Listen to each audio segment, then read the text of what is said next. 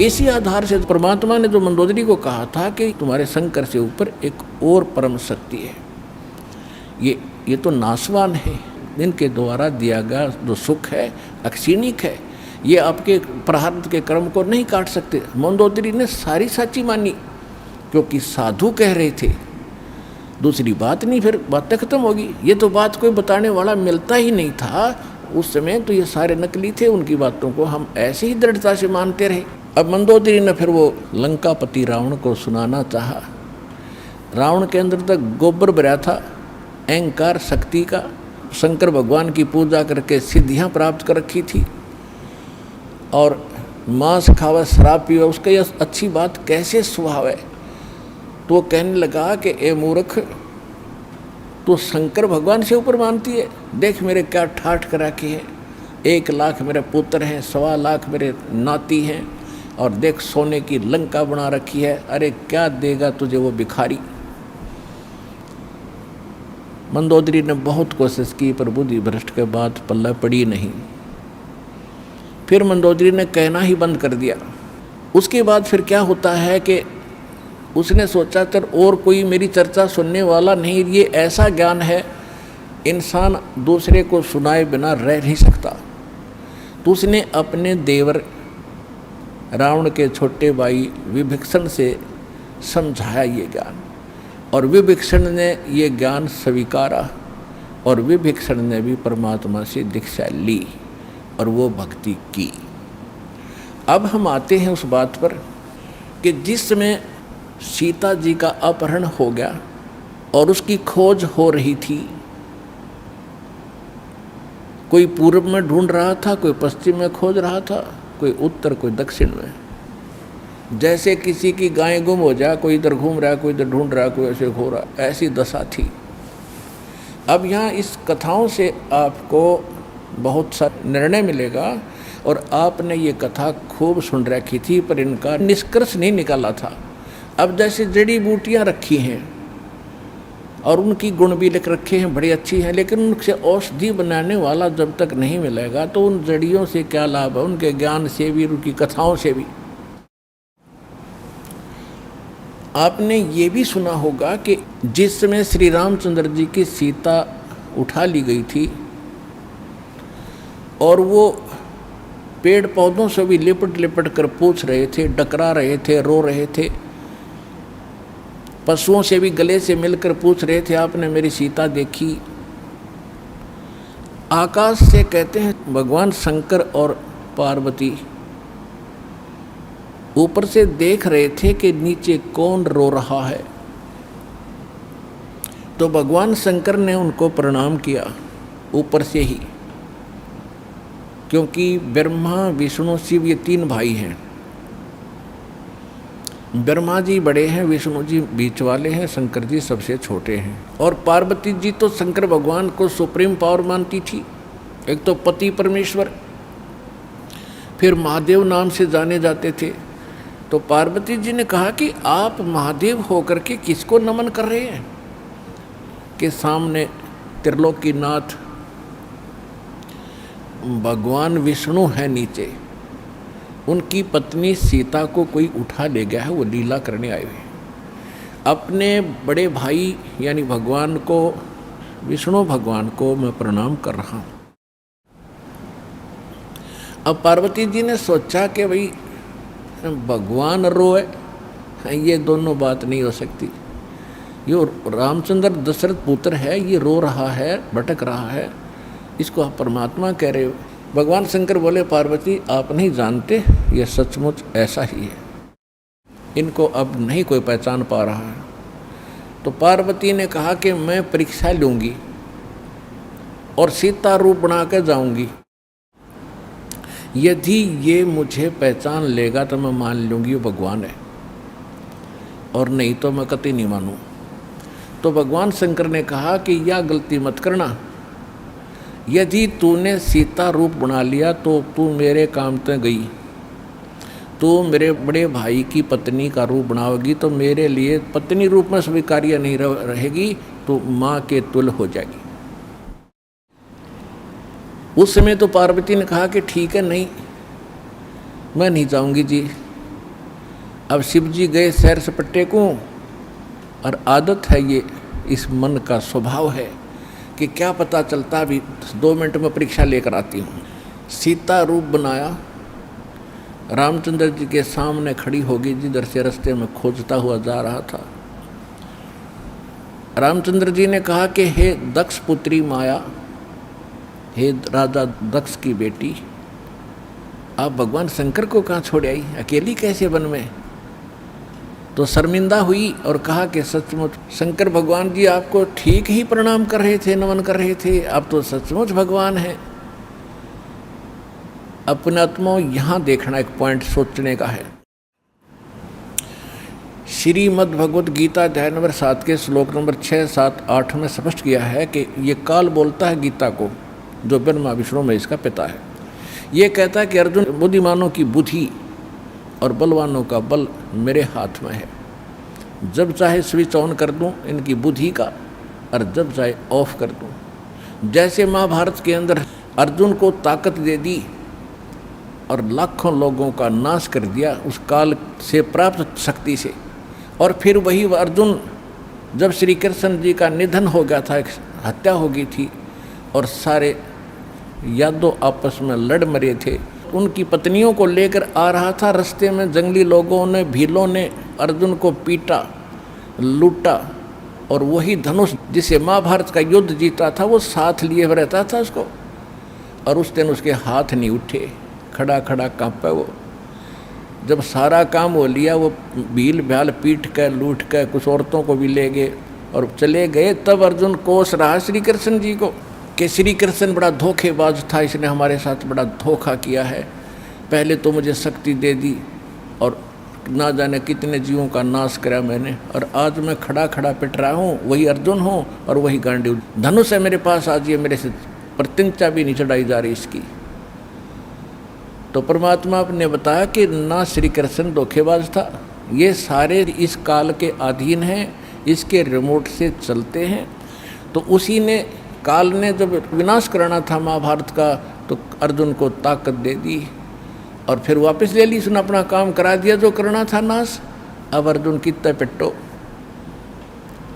इसी प्रकार ये कहता है बुद्धिमानों की बुद्धि मेरे पास है। अब जब श्री रामचंद्र जी की खुद पत्नी गुम थी, उसका तो पता नहीं उसने कौन उठा लेगा, ढूंढते फिर जैसे गायें गुम हो जाया करे। हर वह पार्वती पहचान ली, तू तो पार्वती है, सीता नहीं है, तो वहाँ उसकी ऑन कर दी और फिर ऑफ कर दी, अब खा धक्के। अब क्या होता है, अब हनुमान जी ने छलांग लगाई, एक सिद्धि है जो आकाश में उड़ जाने की प्राप्त हो जाती है। आकाश मार्ग से जाके वो लंका में प्रवेश हुआ हनुमान जी। उनको कुछ आभास हो गया था, किसी जटायु नाम के एक पक्षी ने बता दिया था कि लंका का राजा रावण उठा कर ले गया, इसलिए वहाँ जाने की और किसी में हिम्मत नहीं थी। सूरवीर बलवान थे, हनुमान जी ने कहा कि मैं जाऊँगा तो कुछ ऐसी निशानी दो मुझे ताकि मुझे पहचान सके कि मैं ऐरा गहरा व्यक्ति नहीं हूँ, मुझ पर विश्वास करे माता।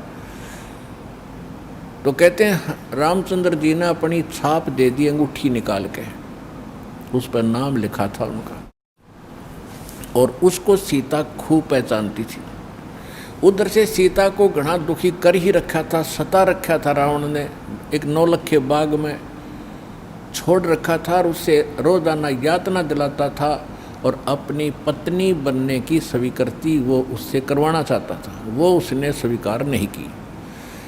और रावण को एक श्राप लगा हुआ था कि तू कभी किसी औरत के साथ बलात् नहीं कर सकेगा, स्वेच्छा से कोई संपर्क हो तो वो अलग बात है, लेकिन तू किसी का ऐसे ज़बरदस्ती नहीं कर पाएगा, नहीं तो गल जाएगा तू।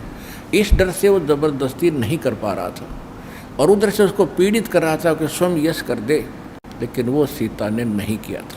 एक वृक्ष के नीचे बैठी थी और अपने कर्मों को कोस रही थी। छोटा सा रूप बनाकर एक बंदर का हनुमान जी उसी वृक्ष के ऊपर बैठ गए थे। यातना देने के लिए औरतें आई थी तो भी उसने देखा था। जब वो चली गई उसके बाद फिर हनुमान जी ने ऊपर से वह अंगूठी डाल दी। वो तो राजदूत बनकर गए थे, जब अंगूठी देखी सीता ने तो आपने कथाएं खूब सुन रखी हैं, ज़्यादा ना सुनाऊंगा। तो उसने सोचा कि ये बंदर अंगूठी उठा कर लाया तो मेरे पति की मृत्यु होगी। तो उसने पूछा, तो फिर वो नीचे आया, अपना थोड़ा ठीक सा रूप बना के खड़े हो गए और कहा, माता मैं ऐसे ऐसे रामचंद्र जी ने भेजा हूँ और ये कहानी है। अब कहने का भाव ये है कि वो जो कुछ भी उसने उद्मस्ताया हो तो आपने पता ही है, हनुमान जी ने नौलखा बाग भी उजाड़ दिया उसका और सारा कुछ कर दिया। क्योंकि आज कथा का विषय कुछ अन्य है, इसलिए यहाँ लंबा प्रकरण नहीं करूँगा। तो उसमें हनुमान जी ने कहा कि माता मुझे भूख लगी है। तो उसने कहा, इस बाग के किसी वृक्ष के फल को तोड़ के मत खाना भाई, नहीं तो मेरी पिटाई होगी। मेरे को आदेश है, कोई फल गिर जाए तो खाना, तो टूटा हुआ अपने आप तोड़ के नहीं खाएगी। तो हनुमान जी का उठा गुस्सा, उसको गुस्सा हुआ। उसने कहा ठीक है, पहले तो सारे तोड़ तोड़ कर फल खाए, फिर वह पेड़ पड़ कर समुद्र में फेंक दिए। उनको पता चला तो युद्ध हुआ, अपने पता ही है काफ़ी, फिर लंका लुंका भी फूक फाक थोड़ी बहुत जला का आ गया। और उस समय क्या कहा कि माता जी तो आप मुझे कोई ऐसी निशानी दो जिस निशानी को मैं श्री राम को दिखाऊं और वो विश्वास कर सके हाँ सीता जी की है, खोज पक्की होगी। क्योंकि इतना समुद्र को पार करके आना है, वैसे नहीं आएंगे वो।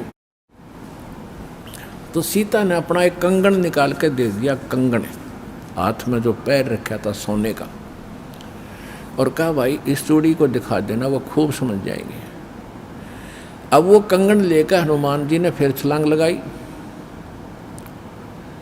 उस दिन वो ऐसे स्थान पर आके उतरा जहाँ पर एक ऋषि की कुटिया थी। वो ऋषि कौन थे? मुनिंद्र ऋषि स्वयं परमेश्वर थे। वहाँ सुंदर बाग लगा हुआ था, कुछ क्षेत्र में एक सुंदर सरोवर भरा था जल का।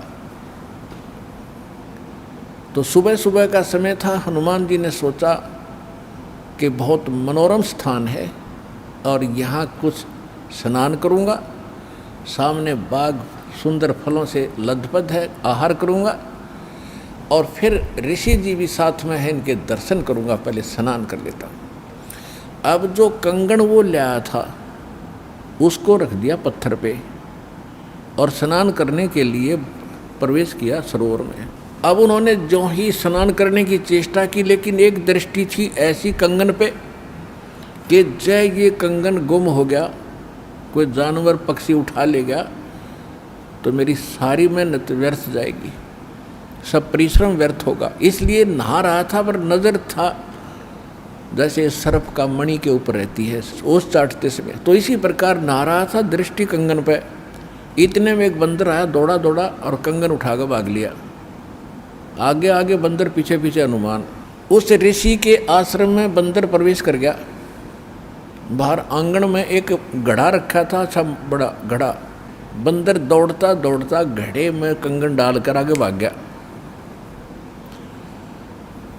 अब सुखी सांस ली कि कोई बात नहीं, ये समुद्र में डाल देता तो बातें बिगड़ जाती, गड्ढे में डाल गया। फिर धीरे धीरे चले हनुमान जी।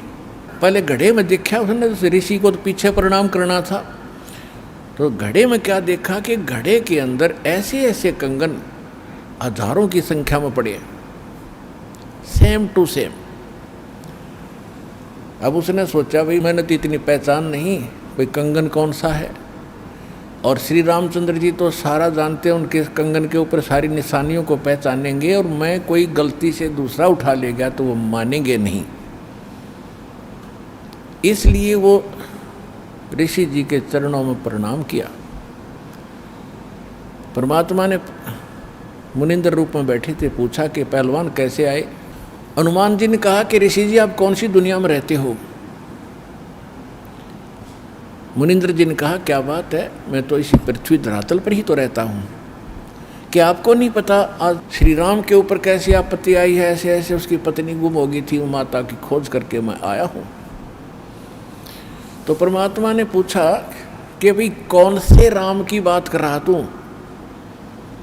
वो कहता है अच्छा कमाल करते हो ऋषि जी, आपको यही नहीं पता राम कौन है। परमात्मा ने कहा बताओ तो श्री के दशरथ पुत्र श्री रामचंद्र जी, उनका वनवास हुआ था, ऐसे ऐसे सीता उठा ली थी और आज मैं खोज करके आऊँ ऋषि जी। परमात्मा बोले कि ऐसे ऐसे 30 करोड़ राम हो लिए तेरे, और तेरे जैसे हनुमान यही लीला करते रहे। तो हनुमान जी ने सोचा कि ऋषि के साथ ज़्यादा बहस करना उचित नहीं और अपना काम करूं और चलूं। कहने लगे ऋषि जी और बात छोड़ो आप, कि मेरे सामने एक समस्या आ गई है कि ऐसे ऐसे मैं कंगन लाया था माता के हाथ का, और वो कंगन मैं स्नान कर रहा था, एक बंदर ने उठा के आपके घड़े में डाल दिया। तो परमात्मा बोले ले जा कंगन भाई, जा फिर अपना कर काम, जाओ हनुमान जी ले जाओ कंगन, निकाल ले जाओ, करो जो तूने करना। कहने लगे जी समस्या ये है कि इसमें और भी बहुत से कंगन पड़े हैं और इन कंगनों में पहचान नहीं कर पा रहा हूँ मैं, मेरा वो भगवान सीता जी वाला कौन सा है। परमात्मा बोले रे भले आदमी तुम लाने वाला और तुझे पता नहीं तो मैं क्या बताऊँ, फिर खोज ले कौन सा है तेरा। अगर आप ये वीडियो YouTube पर देख रहे हैं तो हमारे चैनल को सब्सक्राइब करें और बेल आइकन को दबाना ना भूलें। अगर आप Facebook पर ये वीडियो देख रहे हैं तो हमारे पेज को लाइक करें।